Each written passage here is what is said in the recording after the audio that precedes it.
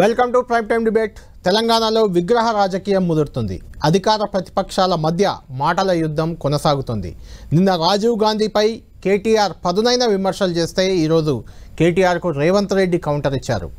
అనంతరం రేవంత్ కౌంటర్కు ధీటుగా బదిలిస్తూ ట్వీట్ చేశారు కేటీఆర్. ఏదేమైనా తెలంగాణలో కేటీఆర్ రేవంత్ మధ్య రాజీవ్ గాంధీ విగ్రహ వివాదం మొదలైంది. సచివాలయంలో రాజీవ్ గాంధీ విగ్రహాన్ని ఏర్పాటు చేస్తామని కాంగ్రెస్ ప్రభుత్వం ప్రకటించడం, అక్కడే తెలంగాణ తల్లి విగ్రహం పెట్టాలని గతంలో బీఆర్ఎస్ ప్రభుత్వం భావించడం ఈ వివాదానికి కారణమవుతుంది. ఇప్పుడే కొద్దిసేపటి క్రితమే రాజీవ్ గాంధీ విగ్రహాన్ని ఎక్కడ ఏర్పాటు చేయబోతున్నారో ఆ స్థలాన్ని వేం నరేందర్ రెడ్డి, చామల కిరణ్ రెడ్డితో కలిసి రేవంత్ రెడ్డి పరిశీలించారు. అక్కడ విగ్రహ ఏర్పాట్లకు సంబంధించిన ఏర్పాట్లను పర్యవేక్షించారు. ఇంతకీ అసలు సచివాలయం ప్రాంగణంలో రాజీవ్ గాంధీ విగ్రహం ఎందుకు కాంగ్రెస్ పార్టీ పెట్టాలనుకుంటుంది? తెలంగాణ తల్లి విగ్రహాన్ని సచివాలయం లోపల పెడతామని ఈరోజు రేవంత్ రెడ్డి ప్రకటించారు. అది సచివాలయం ముందు పెట్టాలని బీఆర్ఎస్ ప్రభుత్వం భావించింది. అంటే వారి నిర్ణయం వద్దనుకొని ఇలా చేశారా? ఈ విగ్రహ రాజకీయం ఎందుకు జరుగుతుంది? అటు బీజేపీ కూడా ఈ విషయంలో రియాక్ట్ అవుతుంది. కేవలం ప్రజా సమస్యలను, రుణమాఫీ లాంటి అంశాలను అన్నింటినీ డైవర్ట్ చేసేందుకే ఈ విగ్రహ రాజకీయాన్ని కాంగ్రెస్ పార్టీ తెరపైకి తెచ్చిందంటూ బీజేపీ ఆరోపిస్తుంది. అయితే ఈరోజు రేవంత్ రెడ్డి చేసిన వ్యాఖ్యలు మాత్రం దుమారం రేపుతున్నాయి.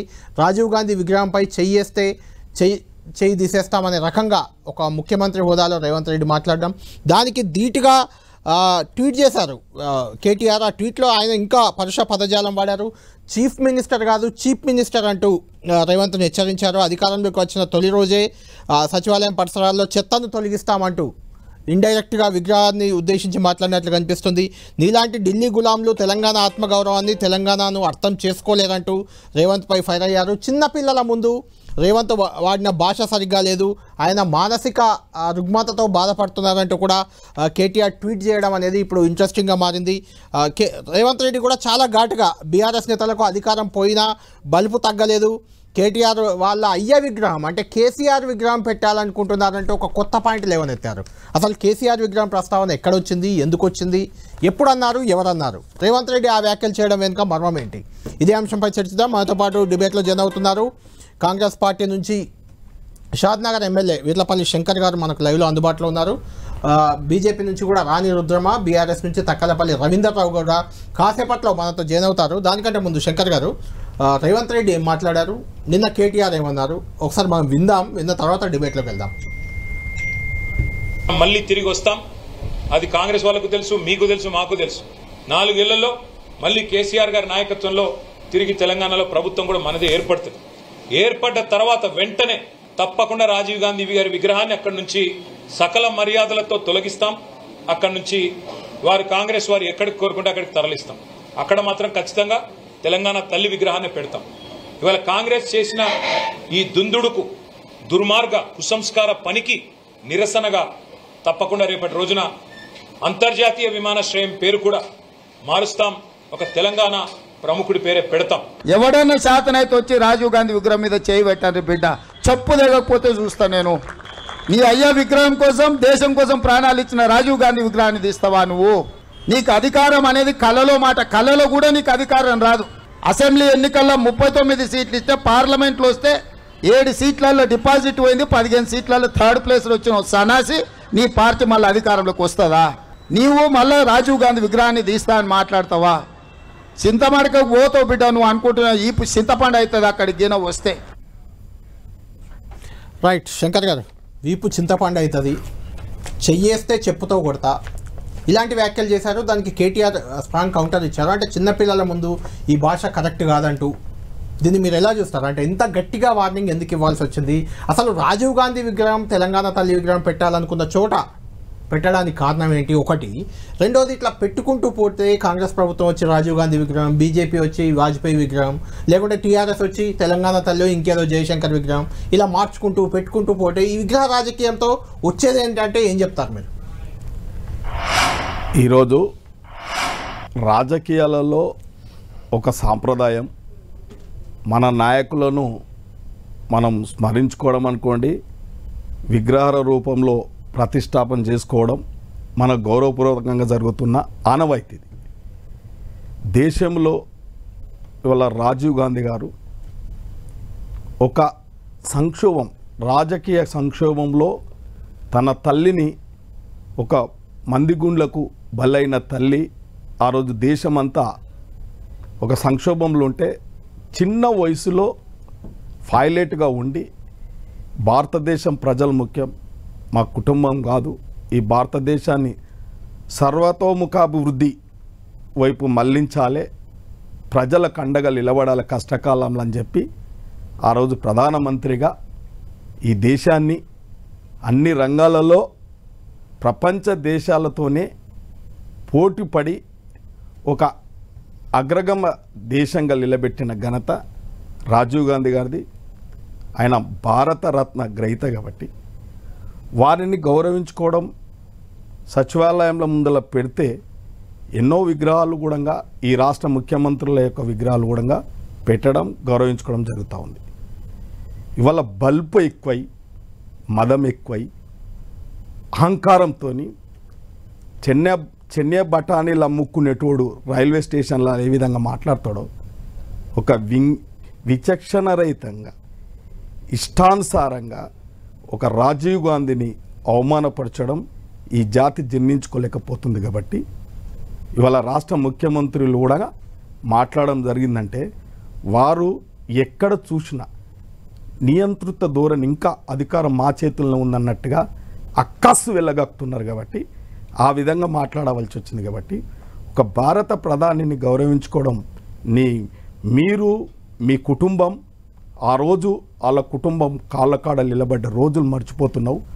మీ నాయనగారు కాంగ్రెస్ పార్టీ పునాదులతోని రాజకీయాల్లో ఒక వెలిగిండి అనేది మర్చిపోతున్నారు. కాబట్టి మీ నాయనని అడిగితే తెలుస్తుంది ఆ విషయం. రాజీవ్ గాంధీ యొక్క గొప్పతనం, రాజీవ్ గాంధీ కుటుంబం ఎటువంటిది, ఈ దేశంలో మచ్చలేని కుటుంబం. కాబట్టి ఆ కుటుంబాన్ని గౌరవించాలి, భారత ప్రధాని భారతరత్నను గౌరవించుకోవాలని చెప్పి రాష్ట్ర ముఖ్యమంత్రి వర్యులు 3 నెలల కిందట ఆ స్థలాన్ని పరిశీలించడం జరిగింది, కేటాయించడం జరిగింది. ఇవాళ అక్కాసు వెలగక్కుతున్నారంటే అర్థం చేసుకుంటా ఉన్నారు తెలంగాణ ప్రజలు.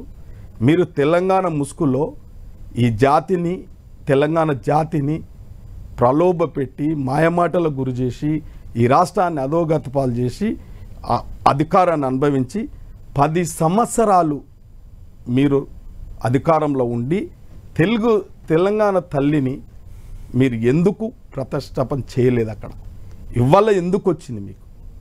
అంటే 10 సంవత్సరాలు నిద్రపోయి ఇవాళ చెప్తావా? రవీంద్రరావు గారు, ఒక భారత మాజీ ప్రధాని విగ్రహాన్ని అక్కడ పెడితే మీరు ఇప్పుడు వచ్చి రాజీవ్ గాంధీ విగ్రహాన్ని తొలగిస్తాం, తీసేస్తామని మాట్లాడడం ఏంటి?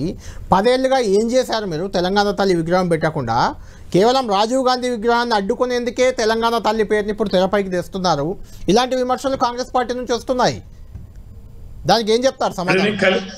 గుడ్ ఈవినింగ్ కళ్యాణ్ గారు. ఇప్పుడు మీరు చూడండి, సెక్రటేరియట్ కట్టిందే కొత్తగా కట్టినాం కదా, లేటెస్ట్ గా సెక్రటేరియట్ కట్టినాం, దాని ఎదురుగా అమరవీరుల స్తూపం కట్టినాం, దాని పక్కన అంబేద్కర్ విగ్రహాన్ని కట్టినాం.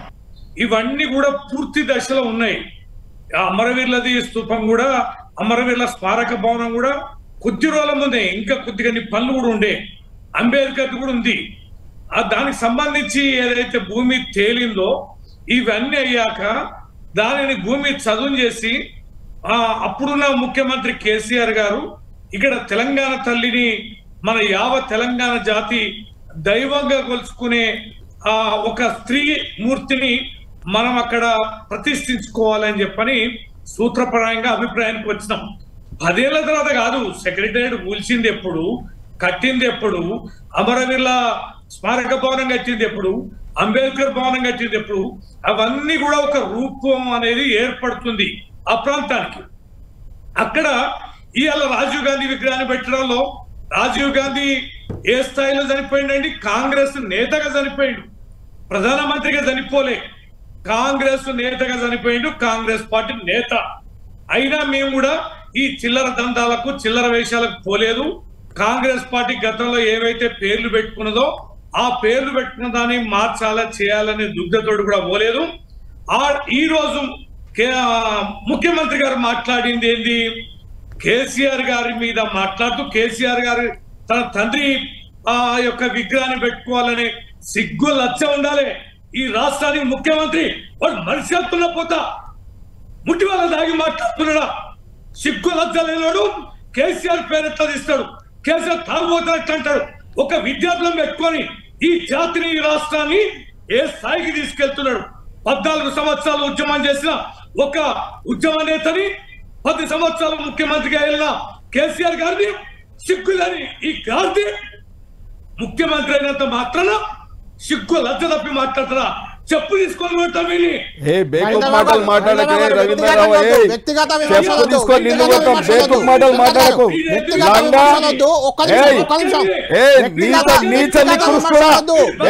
తాగుబోతు ముఖ్యమంత్రిని కేసీఆర్ లంగా పాపంలో 24 గంటలు తాగిపోండి.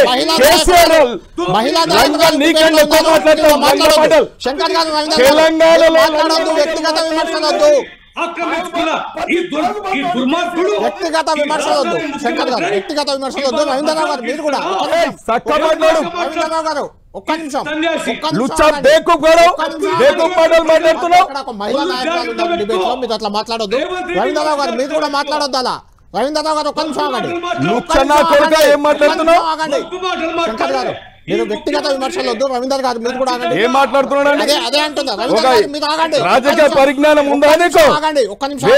రాజకీయ పరిజ్ఞానం ఉందా నీకు? ఎమ్మెల్సీగా నీకు అర్హత కూడా లేదు మాట్లాడటం. ఒక్క నిమిషం ఆగాలి. మీరు ఆగాలి. ఒక్క నిమిషం ఆగాలి. రవీందర్ గారు, రాణి గారు విలువలతో మాట్లాడాలి. రాజకీయాలు విమర్శల దాడికి వద్దు, వ్యక్తిగత విమర్శలు వద్దు. చెప్పుతో కొడతారు రేవంత్ రెడ్డి గారు అన్నారు, రవీందర్ గారు అన్నారు. ఎవరన్నా కూడా తప్పే. రాణి గారు మీరు వింటున్నారు కదా ఈ డిబేటు, ఈ అంశాలు, కాంగ్రెస్ బీఆర్ఎస్ మధ్య వాగ్వాదం, ఈ విగ్రహ ఏర్పాటు, ఇవన్నీ చూస్తున్నారు. మాటలైతే కోటలు దాటుతున్నాయి. కొంచెం వల్గర్ పదాలు కూడా ముఖ్యమంత్రి గారు కూడా వాడారు, చెప్పుతో కొడతానని.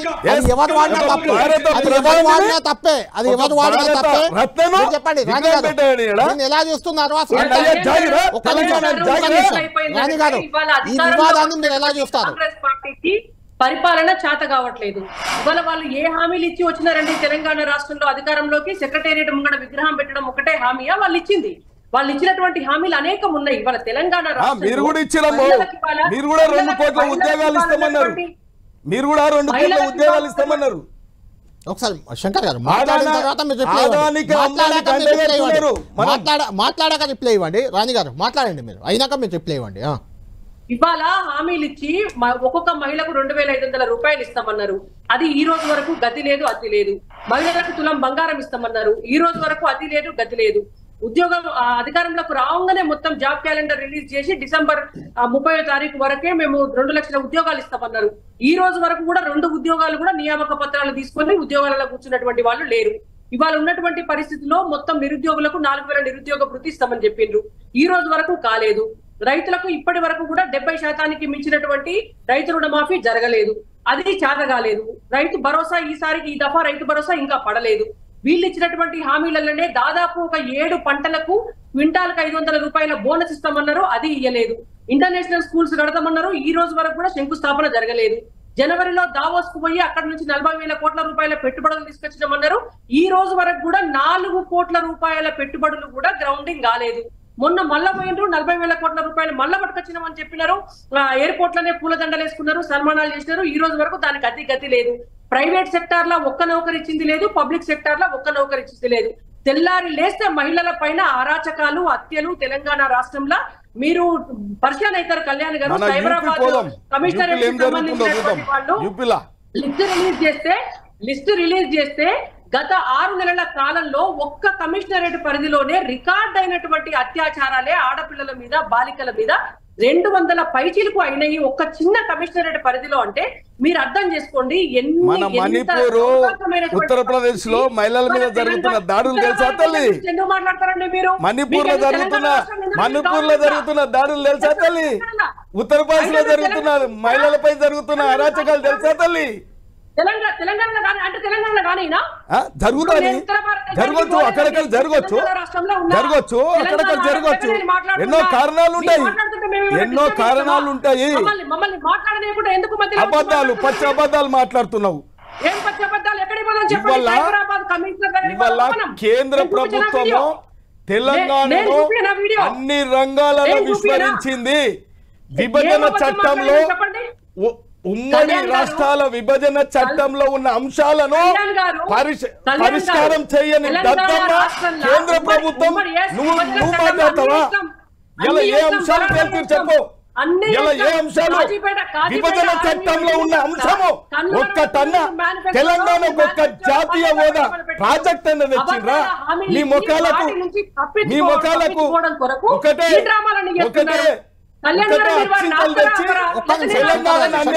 ఇద్దరు మాట్లాడితే క్లారిటీ ఉండదు, జనానికి కూడా వెళ్ళదు. ఒక్క నిమిషం 1 by 1 మాట్లాడదాం. చెప్పండి రాణి గారు, చెప్పండి. మీరు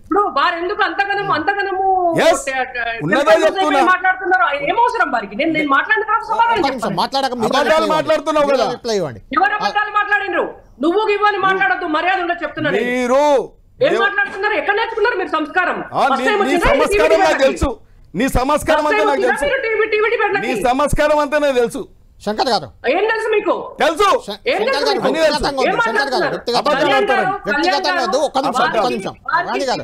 డిబేట్ లో మాట్లాడే సంస్కారం వారికి తెలియకపోతే నేర్పియండి. నేర్పించేది నీవు ఏ స్థితిలో ఉన్నావో నాకు తెలుసు, కాంగ్రెస్ పార్టీ నీ ఉనికి నాకు తెలుసు, నీ పరిస్థితి నాకు తెలుసు. సబ్జెక్ట్ మాట్లాడదాం. ఒక్క నిమిషం సబ్జెక్ట్ మాట్లాడదాం. నువ్వేం చేస్తావని తెలుసు నాకు, నువ్వేం మాట్లాడుతున్నావో తెలుసు నాకు. శంకర్ గారు ఒక్క నిమిషం శంకర్ గారు వ్యక్తిగతంగా వద్దు, వ్యక్తిగతంగా వద్దు. మీ సీఎం దగ్గరికి కూడా వస్తా, రేవంత్ రెడ్డి దగ్గరికి కూడా వస్తా. ఏం తెలుసు నీకు చెప్పాలి నువ్వు అక్కడికి. రాజు గారు వ్యక్తిగతంగా వద్దు, మన సబ్జెక్ట్ లో వెళ్దాం. అబద్ధాలు ఆడుతున్నావు. 6 నెలల్లో అన్ని చేస్తారా? 6 నెలల్లో అన్ని చేస్తారా? 6 నెలల్లో అన్ని చేస్తారా? అదా నీకు రాజకీయ పరిజ్ఞానం ఉంటే ఆ విధంగా మాట్లాడవు. 6 నెలల్లో అన్ని చేయలేదని అబ్బాస్ మాటలు పేరేంటిది? కళ్యాణ్ గారు ఆయన పేరేంటిది? వీర్లపల్లి శంకర్ షాద్నగర్ ఎమ్మెల్యే గారు మాట్లాడుతున్నారు. మీరు ఎమ్మెల్యేనేనా? ఎమ్మెల్యే అయితే కొంచెం అన్న మీకు మర్యాద. నువ్వుగా ఎమ్మెల్యే అయితే తెలుస్తుంది నీకు, హోదా ఉందా మీకు? నువ్వు ఎమ్మెల్యే అయితే తెలుస్తుంది నీకు. నువ్వు ఎమ్మెల్యే ఒక మనిషితోటి ఎదుటి వ్యక్తితోటి ఎట్లా మాట్లాడాలి, కనీస సంస్కారం ఉందా మీకు? సబ్జెక్ట్ మాట్లాడదాం. మీరిద్దరు ఇష్టం వచ్చిన మాటలు తిట్టుకున్నారు డిబేట్ లో. నేను మాట్లాడేది కాంగ్రెస్ పార్టీ ఇచ్చినటువంటి హామీల గురించి. నేను ఎప్పుడు అమలు చేయలేదు. మీకు రాజకీయ విలువలు ఉంటే మీకు 6 నెలల్లోనే అన్ని చేస్తారా? మీరు 6 నెలల్లోనే అన్ని చేస్తారా? విడతల వారిగా చేస్తా ఉన్నాం కదా, చేసే చెప్పు. మహిళలకు ఉచిత బస్ పాస్ కల్పించడం చెప్తలేరు. సిలిండర్ ఉచిత సిలిండర్ 500 చేసాం చెప్తలేరు. మీరు చేస్తానని చెప్పి మేనిఫెస్టోలో ఎవరు పెట్టమన్నారు మిమ్మల్ని? చేస్తలేమా? చేస్తలేమా? మీలాక ఆదానికి అంబానికి అంటగట్టలేదు. ఆదానికి అంబానికి అంటగట్టలేదు. ఆదానికి అంబానికి అంటగట్టలేదు. వినండి, ఆదానికి మంచి పాయింట్ చెప్పిండ్రు కళ్యాణ్ గారు. దావోస్ కు పోయి వచ్చిన తర్వాత రేవంత్ రెడ్డి గారు ఆదాని గారిని పిలిచి పులదండేసి రెడ్ కార్పెట్ పరిచి ఆదాని గారికి 4 ఎంఓయూలు చేసి 12,000 కోట్ల రూపాయలకు తెలంగాణలో పెట్టుబడులు పెట్టమని చెప్పి ఆయనకు అప్పచెప్పిండు. 12,000 కోట్లు. మాత్రం పరిజ్ఞానం అది వ్యాపారపరమైన ఆహ్వానం. అది వ్యాపారపరమైన ఆహ్వానం. రాజకీయ పరిజ్ఞానం మీకు లేదు.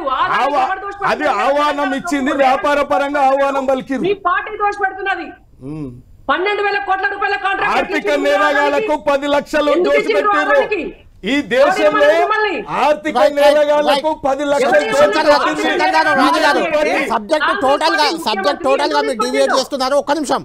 అసలు ఈ విగ్రహ వివాదాన్ని ఎలా చూస్తారు అనేది బీజేపీని అడుగుతున్న ప్రశ్న. నేను విగ్రహ వివాదం విషయానికి వద్దాం. అసలు టాపిక్ టోటల్ డైవర్ట్ చేస్తున్నారు, అదే అడుగుతున్నారు. చెప్పండి రాజు గారు, విగ్రహ వివాదాన్ని మీరు ఎలా చూస్తారు? కళ్యాణ్ గారు నేను చెప్తున్నా, ఆయన సంస్కారం లేకుండా ఇంటర్ఫియర్ అయ్యి నువ్వు అని మాట్లాడి ఇష్టం వచ్చినట్టు మాట్లాడితే మాత్రం నేను లేదు వ్యక్తిగతంగా వద్దు, సబ్జెక్ట్ వరకే కన్ఫైన్ అయిదాం. రాణి గారు సబ్జెక్ట్ వరకే కన్ఫైన్ అయిదాం. మీరు మాట్లాడండి, శంకర్ గారు కూడా పద్ధతిగానే మాట్లాడతారు. మీరు సబ్జెక్ట్ మాట్లాడండి, సబ్జెక్ట్కి వెళ్దాం మనం. రవీంద్రరావు గారు మీరు కూడా వ్యక్తిగత దాడులు వద్దు. ఒక్క నిమిషం రవీంద్రరావు గారు, శంకర్ గారు, రాణి గారు, బయట రేవంత్ రెడ్డి గారు చెప్పుతో కొడతా అన్నా, లేకుంటే కేటీఆర్ గారు మానసిక స్థితి బాగాలేదన్నా, అది బయట జరిగిన టాపిక్. దాన్ని డిబేట్లో మనం కూడా అదే భాష మాట్లాడి అదే రకంగా డిబేట్ని వ్యక్తిగత దాడికి వాడుకోవద్దు. సబ్జెక్ట్ మాట్లాడదాం. ఈ విగ్రహ వివాదాన్ని బీజేపీ ఏ రకంగా చూస్తుంది చెప్పండి. నేను అదే చెప్తున్నా అండి. అసలు విషయాన్ని పక్కదారి పట్టించి ఇవాళ 6 గ్యారెంటీలు అమలు చేయకుండా రోజుకొక పంచాయతీ అన్నట్టు, అంటే ముఖ్యమంత్రి చేస్తాడు దాన్ని. ముఖ్యమంత్రి మాట్లాడక మీకు ఇస్తాను, దాని మీద చెప్పండి. అరే ఏమన్నా చెప్పండి ఆపాలి. రాజు గారు, శంకర్ గారు ఆగారు, మీరు చెప్పండి. ఎవరిని పడితే వాళ్ళని పిలవద్దు మీరు. చెప్పండి. శంకర్ గారు షాద్నగర్ ఎమ్మెల్యే అండి మీరు, కాబట్టి మనం కావచ్చు, మరి పిలిచాం. ఆయనకు తెలవాలి కదా. అదే ఆయనకు తెలవాలి చెప్తున్నాను కదా మరి. చెప్తున్నాను అందుకే తెలవాలి. అంటే శంకర్ గారు ఆగారు. చెప్పండి లేదు లేదు నేను అదే అడుగుతున్నాను. శంకర్ గారు మీరు ఒక్క నిమిషం ఆగండి. రాణి గారు ఇవాళ సబ్జెక్ట్ విగ్రహాల విషయం కావచ్చు, లేదంటే బీఆర్ఎస్ వచ్చి బీజేపీలో కలుస్తుందనే ముచ్చట కావచ్చు, ఇంకోటి కావచ్చు. ఇవాళ రేవంత్ రెడ్డి గారికి ఎట్లా అయిపోయిందంటే అసలు విషయం నుంచి పక్కదారి బట్టి టీవీ చర్చలల్లా డిబేట్ కావాలి, పేపర్లల్లా హెడ్లైన్ ఐటమ్ రావాలి. ఇది రావద్దు అన్నట్టు. అంటే ఇవాళ రైతులు పోయి రుణమాఫీ కాలేదని బ్యాంకుల దగ్గర ధర్నా చేస్తున్నారు, ఆ వార్త రావద్దు. కాబట్టి ఇంకో వార్త రావాలా. నేనేమంటున్నా అంటే తెలంగాణ సెక్రటేరియట్ అనేటువంటిది ప్రజల సెక్రటేరియట్. అది కాంగ్రెస్ పార్టీ సెక్రటేరియట్ కాదు, బీఆర్ఎస్ పార్టీ సెక్రటేరియట్ కాదు, బీజేపీ పార్టీ సెక్రటేరియట్ కాదు. ఇవాళ ఒక పార్టీకి చెందినటువంటి నాయకుడి విగ్రహాన్ని తీసుకొని వచ్చి తెలంగాణ సెక్రటేరియట్ మీద పెట్టవలసినటువంటి అవసరం లేదు. నిజంగా వీళ్ళు కూడా తెలంగాణ తల్లి విగ్రహం పెట్టండి, సంతోషిస్తాం. మీ రాజీవ్ గాంధీ గారి విగ్రహాన్ని మీ గాంధీ భవన్ కూడా పెట్టుకోండి, ఎవరొద్దన్నారు? కాదు రాజీవ్ గాంధీ గారు కాదు, గాంధీ గారి విగ్రహాన్ని తెచ్చిపెట్టండి. ఇవాళ వీళ్ళు రాజీవ్ గాంధీ గారి విగ్రహాన్ని పెట్టుకుంటారు, రేపు సపోజ్ భారతీయ జనతా పార్టీ అధికారంలోకి వస్తుంది, మరి మేము సెక్రటేరియట్ ముంగట మాకు వాజ్పేయి గారి విగ్రహం తెచ్చి పెడతాం. మీరు తప్పేముంది? రాజీవ్ గాంధీ గారి విగ్రహాన్ని తీసేసి వాజ్పేయి గారు ఒక ఉన్నతమైన వ్యక్తి పెట్టొచ్చు, అది కరెక్ట్ అవుతుందా? నేనేమంటున్నా, తెలంగాణ రాష్ట్ర సెక్రటేరియట్ ముందట ఇవాళ ఎందరో మంది విద్యార్థులు బలిదానాలు చేస్తున్నారు, అమరవీరులు ఉన్నారు, అమరవీరుల స్మారకార్థం ఉన్నది. ఇవాళ తెలంగాణ తల్లి విగ్రహాన్ని పెట్టండి, మీరు అందరు సంతోషిస్తారు కదా. ఇవాళ తెలంగాణ ప్రజలందరూ సంతోషిస్తారు. సెక్రటేరియట్ కి ముంగట రాజీవ్ గాంధీ గారి విగ్రహం పెడితే ఇవాళ మెజారిటీ ప్రజలు సంతోషించారు. మీరు అధికారంలో ఉన్నంత మాత్రాన మీ కాంగ్రెస్ పార్టీకి సంబంధించినటువంటి వ్యక్తిని పెట్టుకోవడం వల్ల తెలంగాణ ప్రజల మనోభావాలు దెబ్బతిన్నప్పుడు ఎందుకు చేయాలి?